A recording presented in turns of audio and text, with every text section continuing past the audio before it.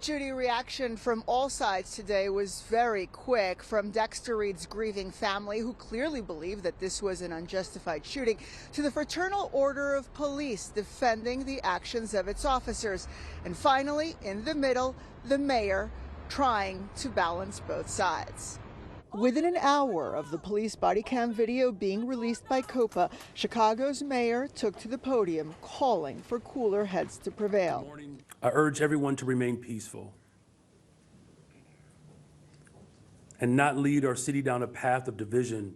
The mayor did not take questions, but acknowledged the pain still being felt, both by the loved ones of 26-year-old Dexter Reed and by the police officer who was injured during that fateful exchange of gunfire in East Garfield Park on March the 21st that is now being investigated for its lawfulness. Shooting a police officer can never be condoned.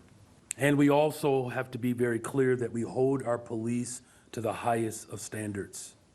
Meanwhile, outside Chicago's Office for Police Accountability, it was the attorneys and family of Dexter Reed who gathered, calling for the 5 tactical officers involved in the ill-fated traffic stop to be punished. I talked to Mayor Johnson Sunday, and I explained to him that those officers need to be held accountable.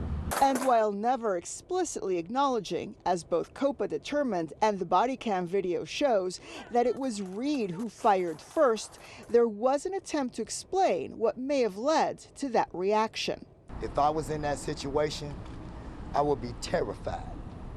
I wouldn't know how to specifically react other than to protect myself. With an investigation, both by COPA and the Cook County State's Attorney's Office still pending, CPD itself says it is unable to comment publicly, but the police union president is defending the actions of the officers. He made a conscious decision to fire first upon these officers. And if you look at the house cam surveillance video that shows the shooting from a distance, you can clearly see the officer leaning in and looking through the passenger side window of the vehicle when he is shot.